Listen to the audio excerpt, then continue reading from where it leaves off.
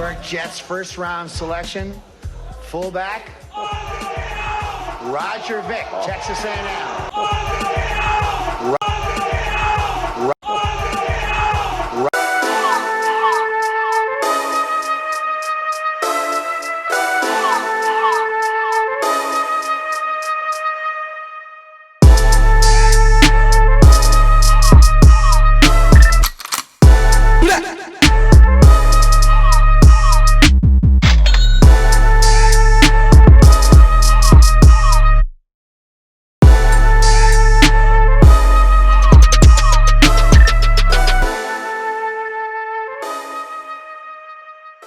Well, I've got the floor, guys. I wanted to bring this up. So I've got a pretty busy schedule nowadays as I'm preparing for the MCAT and also taking 2 summer courses, which means I have to get my my marathon training in early in the morning because I don't have time for it in the afternoons. I'm either doing the podcast or studying. And that means I love you guys, man. Like, I'm taking time out of the day to study all that shit, to do this with you. Shows how much I love doing this. But I have to get up early in the mornings now, about 4:30, and run. And I want to tell you, the benefit to running in the mornings is it's dark outside, no one else is out. I can wear leggings. I don't have to wear shorts. I can wear like the tights that you wear for football. I don't have to worry about people seeing my dick with the sweat. It's dark, no one else is out. I can run in peace. Y'all know I'm a profuse sweater. I sweat like a dude, and it's terrible. But with the tights on, they it's so much better. It's not as hot, and honestly, it's like free the nipple, but free the ball. I just feel better when I do it. I mean, free the balls. Yeah, exactly, Pookie. And y'all know I'm an early riser in more ways than one. So. All I have to say is, Sandy, is I don't think you'd have a problem in the brightest time of the day or the darkest time at night, someone seeing your little wee-wee. Yeah, they would need like a microscope to do that. The sweat magnifies it. The sweat that collects at that part of the garment magnifies it. The light. So it absorbs it saturates with the sweat, and then it expands. So it's like an optical illusion of sorts with the light, the sweat glistening and stuff. Yeah. Are you one of the like type you'd of have runner? to set up a music video set to see that thing. Are you the type of runner who wears like the reflective gear and shit while No. you're running? You got the life vest on with the flashlight on your head, like reflective but shoes. I have invested in the really short running shorts now, like the ones that are closer to your balls than they are your knee, and they're just so much better than the long ones. But I just wanted to throw that out there in case y'all are ever getting into running, that running early in the morning gives you that freedom, the freedom to free the ball and not to worry about getting hit by cars. No reflective gear needed. Drew, yesterday we put out a poll question on the Twitter, and it was the most successful poll question we've had so far. Got the most votes. Obviously, we're doing something right. Will you remind me what that poll question was and what the results were? I want to state a quick fact before you give false information. Actually, it's our second best. We had one with one more vote about Trevor Lawrence, Justin Fields. I had 18 votes. Suck a nut. Do your research. But to go on, the question is, which combination is most likely to win both an NBA championship and a Super Bowl in the next 5 to 10 years? And this was based off of the cities that they were in. So we had the Eagles, 76ers, the Cowboys, Mavs, Packers, Bucks, and Niners, Warriors. These are just the 4 teams we posted. There's a couple other teams that, could be in discussion. You could make an argument for, but we believe that these were probably the 4 teams that probably had the best chance of winning it, at least probably in the next 5 years. The Cowboys and Eagles both tied at 12%. I think the Cowboys only got votes because we have, Dallas fan base. Packers, Bucks at 24%, and then the Niners, Jimmy G and company, with the Warriors at 52% winning the poll, which, thinking about it, I'll let Pookie and Sandy be our, NFL experts on this question whenever we kind of dive in. I'm a little bit more knowledgeable when it comes to basketball. I played it for many years. I keep up with it a little bit more than them. Looking this year, the Warriors are one of the worst teams in the league. and that's okay. They just went on they were a dynasty for the last 4 or 5 years. It gets tiring. The NFL season is long and grueling, but the NBA season is even longer, and it sucks. You got some back-to-backs, a lot of road trips, a lot of miles flown. It's a longer, per month it's longer, so it's tough. And I think Steph Curry, Klay Thompson really needed a break. Draymond Green, he played this year but didn't play the whole year. They really needed a break. They're going to get a top pick this year in the lottery. Either could turn that into a draft pick and have a young guy on their team, or they're going to add a Giannis Antetokounmpo, someone big, bring in another guy, go back to a big four, and they're going to be right back at it in the next couple of years. So I think that's the reason why they probably won. The Niners were just in the Super Bowl, have a great roster up and down, but in my opinion, that's probably the best team of any of the teams we're going to talk about today that have the best chances to do it. So, Pookie, just to remind you, the other ones in the poll were the Cowboys and the Eagles, and who am I missing? The Packers. The Packers. I included the Packers in that poll because with the Packers, I get the Bucks. And the Bucks, I mean, like I said, depending on who you ask, might have a 50% chance of winning the title this year. I don't like the Packers' chances, but how about you break down, Pookie, your feelings about those three teams and their Super Bowl odds? The Packers are an interesting case because they still have Aaron Rodgers, and I still believe that he can be a championship quarterback if given the right pieces around him.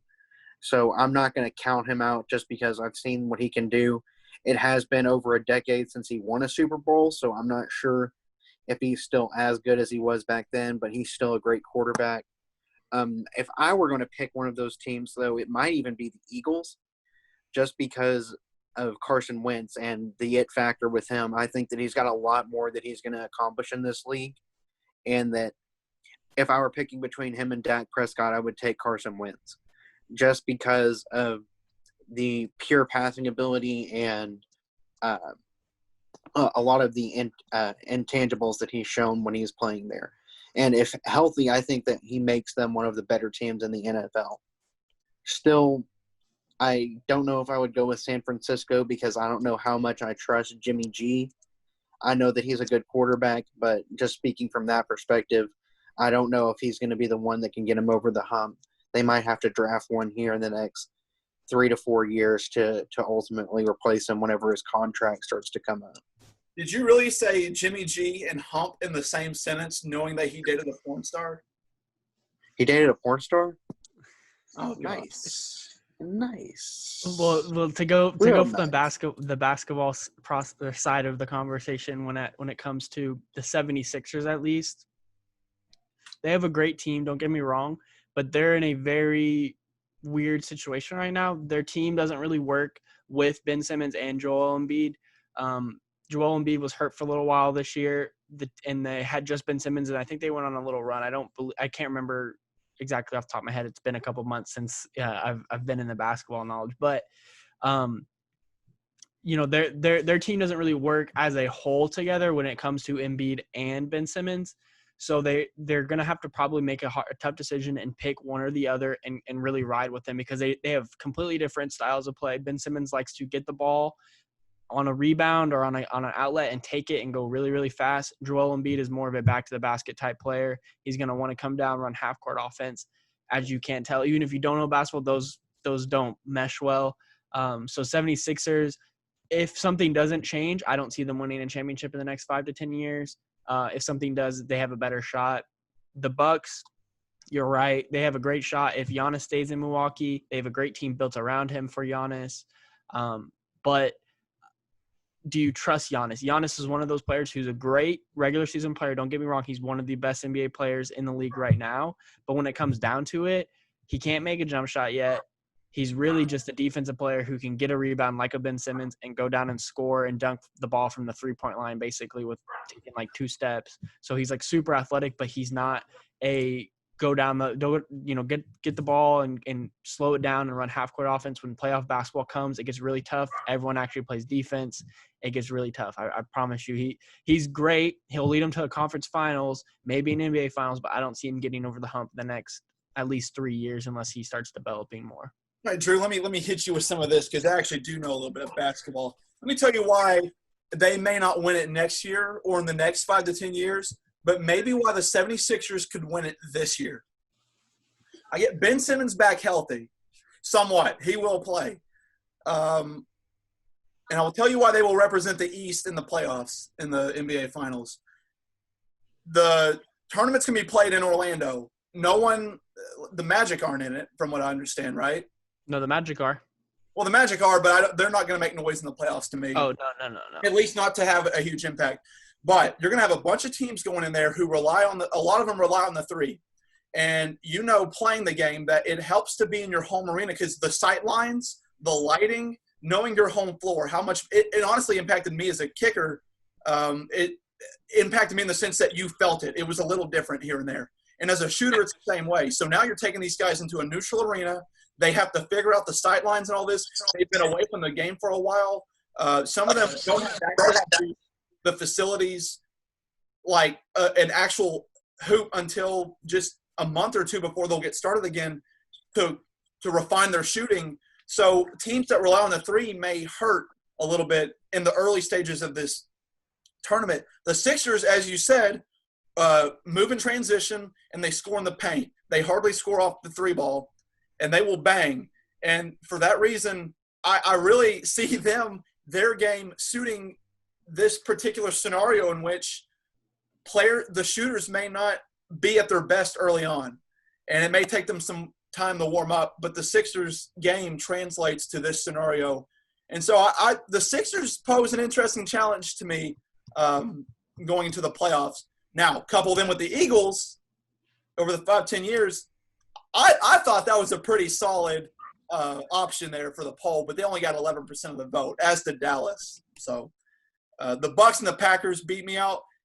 I think that people forgot there were two sides to that question, that the NFL is involved too. I know Pookie said he bets on Aaron Rodgers.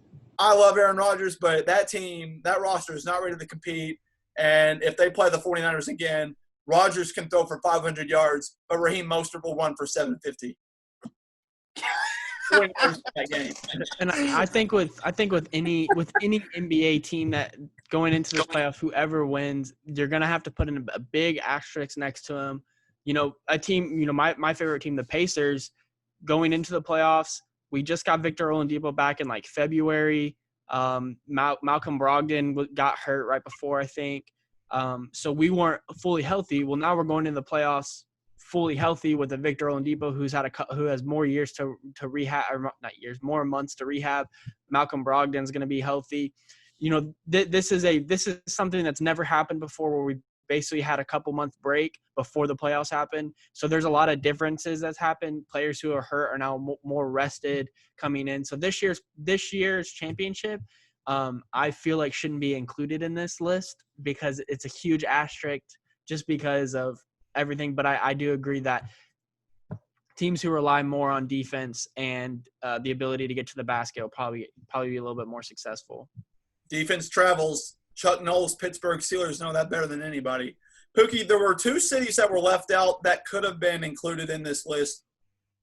And I'm going to sound like a homer when I say one of them, but the Celtics and the Patriots representing Boston, I think that the Celtics have a young team and the Patriots should be afforded the benefit of the doubt in the sense that you still have Belichick there, Robert Kraft still the owner, and that they can work things out and hopefully rebuild and get another quarterback in place and build the team in that image that has been so successful for them.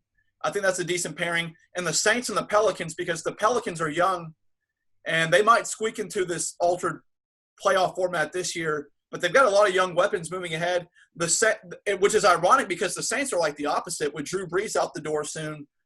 So those were two teams that I would consider. Pookie, we'll go with you for the NFL version of this. We talked about their Super Bowl odds, but if you had to rank between the Patriots and the Saints, which one you feel better about in the next 5 to 10 years, who would you go with? I would definitely go with the Saints because of next year. I don't know about 4 to 9 years after that, but I do know that the Saints are a contender this year and that the Patriots are not, and I don't see the Patriots going back to the Super Bowl at least for 5 years because that's Belichick is an incredible coach. I will give him that. He has beaten the shit out of the Pittsburgh Steelers over his career. I have had to watch it continuously, and it pissed me off so much. I can count 2 times over the past 10 years that he's beaten them, or that the Steelers have won against him. So it's like, when does this guy let up? And Bill Belichick does not let up. But when you lose Tom Brady, the all-time Hall of Famer quarterback, the all-time, if you were making the NFL's all-time team, Tom Brady's your quarterback. I said it.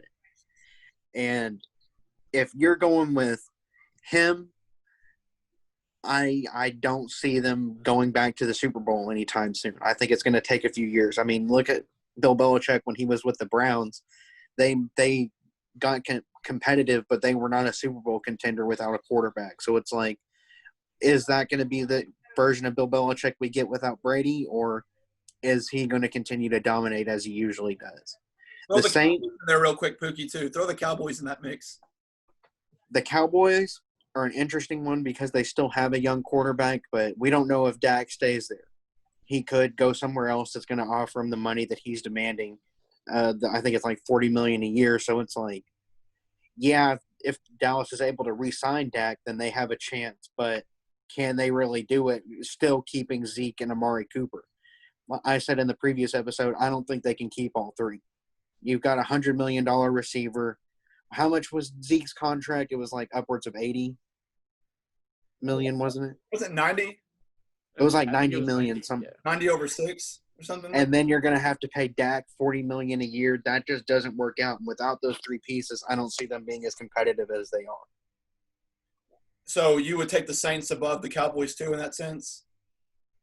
If Taysom Hill pans out to be the next quarterback. I don't know if he will be.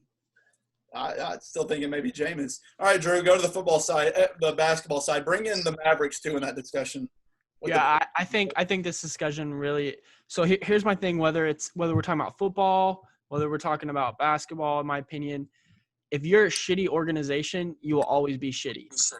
The New Orleans Pelicans are a shitty organization. They're gonna be. Yeah, Drew. So don't get me wrong. I love Zion. They're all about him there. When I went this year to watch the Saints and Colts play on Monday night, I also went to a Pelicans Magic game, one of the most boringest games I've ever been to. Unfortunately, Zion wasn't there. He was hurt. But they're all about him down there in New Orleans. The hope is really high for them. They have a young roster around him. I just don't think they're going to make the right moves to allow them to be a winning franchise. Now, the Mavericks and the Celtics, on their hands, are two – the Celtics are the most storied franchise in the NBA besides the Lakers. And then the Mavericks, since Dirk's really been there, since Cuban's taken over, they have been one of the franchises that has been very consistent, very competitive. Cuban will make moves to make sure they win.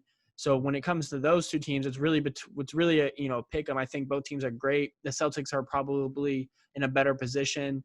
They have a little bit more talent on their roster per se. You don't have someone as dominant as Luka is, but someone like Jason Tatum, who really this year took off in the NBA and has become one of the superstars in the East, really, and almost in the entire NBA. I think both rosters are really great. I'm probably putting my marbles in the Celtics because of them playing in the East, and the East is always known to have been a little bit weaker. Whereas the Mavs have to come out west. Right now they're playing the LeBron. You got the Clippers. The Nuggets are tough. So they're a couple years away. But with Kristaps and Luka on the same team and Mark Cuban coming out and saying, "Hey, we're not leaving," they've got good odds. I think both teams are in a really good path right now to have a successful next couple of years. To put that together with football. That's tough. I mean, I'm probably taking Dallas's just because.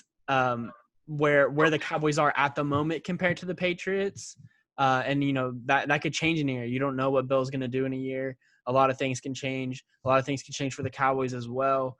We'll have to see. But if you're asking me right now, I'm probably picking the Dallas squad. But if we're going to throw Indianapolis in there, because you can't ever count out the Colts and the Pacers, all I'm saying is I would take the Colts and the Pacers, just saying. Hell no. What the We got a weak division in the AFC South. We're playing in the I East. I understand the Colts, but Hey, all I'm saying is the Pacers, the last couple of years, we had to face LeBron in the playoffs. We don't have to do it this year. I don't know. Well, I don't know about the whole playoff thing, but I'm saying we don't have to face LeBron. We have to play the Bucks, who the Bucks are tough. But I think we're going in the right direction. Both teams are going in the right directions to make those moves. boy, Suck it up, guys. Smoking dick.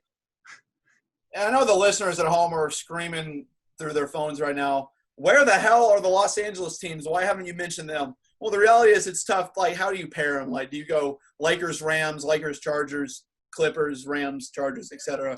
But I mean, even if you talk about that, you're really talking about basketball over the NFL. I think the Chargers and the Rams are more than 10 years removed, or they're 5 to 10 years away from even being contenders. The Rams are closer than the Chargers for sure. I think the Rams would be in that for 5 to 10 years.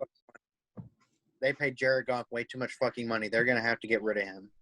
It's going to be a while before either team is really competing. And I think the Chargers actually have a better chance than the Rams. I would listen to that argument if you're really referring to the division that they play in, because the Rams do have two powerhouses that they have to compete with in that division. And the Chargers, well, have the Chiefs. So, we did talk about how good that Chargers defense is, I guess, on one of the last episodes. I think another team we're leaving out too is, Houston. I think. What? I'm not saying that they're. All I'm saying is that they're two good teams that have superstars: Deshaun Watson, J.J. Watt, and then Russell Westbrook. I almost said Wilson. Russell Westbrook and James Harden. They have really high superstar guys on their teams, but the team around them really sucks. Houston, I don't know if you guys watched any of them play this year. They went small. They don't have a dude. They got PJ Tucker was playing their center. So yeah, they've kind of gone off the deep end. But I'm saying they have James Harden, who's a guy who apparently got his number retired in a strip club for spending $1 million in one night there. Who drops 40 bombs on people like it's no big deal. And he then you have a guy like defense. And then you have a guy, Russell Westbrook, who averaged a triple-double for 2 years back-to-back, 2 MVPs on your team. I mean, you can't count those guys out. But they're one of those teams that's like, it's a real big reach, but I'm just saying you got to mention them just because of the superstars they do have. The Texans. Bill O'Brien is never taking you to the Super Bowl. I 100% agree. Here. I 100% agree. Bill O'Brien smokes crack, okay? You know what it does to your brain? This is your brain, and this is your brain on whatever drugs Bill O'Brien is doing. I'd throw Atlanta in there over Houston, I think, which is pretty hot, I guess. I just think that low of the Texans. So we'll leave that for now. I think next episode we're going to talk about the best sports cities, so we can get Pookie's team back in the mix, because Pittsburgh doesn't have an NBA team that we can talk about, and we can throw in hockey and MLS and Major League Baseball and all that. And then Pittsburgh might actually have a chance to get in there, not in terms of overall success right now, even though the Penguins are doing pretty well. And the Pirates are trash. The Pirates are very much trash. But let's end on this one, guys, real quick. I saw this yesterday, and I had to set Pookie straight on one of our first episodes. But Stephen A. Smith said the other day he thought Deshaun Watson can challenge Patrick Mahomes for best quarterback in the league. I'll let Pookie go off with that one for a second. How do you feel? Do you agree with him? Okay, Stephen A. Smith abuses strippers, okay? When has Stephen A. Smith ever been fucking right about anything, okay? Like, Deshaun Watson over Pat Mahomes, you've got to be jerking it in the corner of your room. Fucking, what are you doing? He's jerking Deshaun Watson off. Like, Deshaun Watson, don't get me wrong, I love him as a quarterback, and I thought he would be better than Pat Mahomes coming into the league. But we've seen who they are. They've spoken their truth. And Deshaun Watson cannot hold Pat Mahomes' nuts and throw them more than 10 yards, okay? Because he's got kahunas of steel. And Deshaun Watson, I know he won that national championship game against Alabama. What the fuck, Stephen A. Smith? Come on, man. That's a come on, man, for you, Stephen A. Smith. I hope you're watching. Quit smoking dick. I'll be honest. I can see a place where you can make an argument about it. All I'm saying is Deshaun Watson's a great quarterback. I think he's been in a bad situation in Houston. You put him in a situation in Kansas City, and I think Deshaun Watson does the exact same thing that Mahomes does. Probably not as great because Mahomes' ability to do no-look passes and all this crazy shit. But I think given Watson a better opportunity, I think he could make a run at MVP. I mean, he's in the MVP almost every year discussion. He's been in the league when healthy. Like I said, NFL is all about who you get around, and unfortunately, he got around a bad organization. Like I said, shitty organizations usually stay shitty, even when they get great players, unless they move on from their GMs and coaches and stuff. So, unfortunately, Watson will probably never be to where he is, and so Mahomes will always win that discussion. But I think, unfortunately, they'll always be compared in that sense. But I think if Watson was on a better team, he probably would be it'd be a better argument just because of the player. I'm with you, Drew. I disagreed with him on the premise that Watson is unbelievable in terms of his talent, but I don't see how Houston can rise to that level to challenge the Chiefs in that sense, to where Watson's able to make those plays that Mahomes can. I mean, there is a difference in the way Mahomes throws it around that zip on his pass that you only see from a few guys like Rodgers and Luck back in the day before he retired, RIP. Fuck you. I think, it comes down to opportunity and who you have around you, and I just don't see Watson ever having the chance to compete at that level. They're just that bad. But I mean, it sucks that Bill O'Brien trades away, first-round draft picks for guys like Kenny Stills and Laramie Tunsil. I'm not saying those guys are bad football players. You know what you're going to get out of them, which is great, but their ceiling compared to a rookie ceiling like a Jalen Rager this year, we have no idea what he's going to do. And I mean, he could suck and be awful, and Kenny Stills is a better player, but I'm also saying he could be like a Julian Edelman who came into the league. We had no idea what the fuck he was going to do. We didn't even know who he was coming into the league, and look what he turned out to be. So I think having a rookie is better than getting a known commodity, a known player like that. Pookie, I'm going to let you lead us out of here, Bubba. I'm going to give the listeners a preview into another topic that we're going to address in the coming weeks. Pookie, in your opinion, currently the state of the NFL, who is the best-looking player in the NFL today?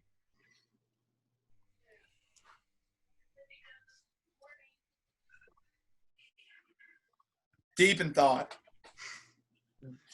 Joey Bosa. Joey? It ends in the front with Joey Bosa. All right, Gronk. Drew, Gronk. would have gone with a Bosa, but I would not have gone with Joey. Hey, I would have gone with Nick. That's why I was like, Joey? What? Joey got that big-ass nose.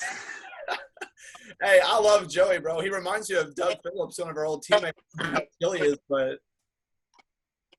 I mean, he's not bad looking. It's just that nose, and it's weird. His brother is like super tan. Nick's like super tan, and Joey's like super white. It doesn't make any sense.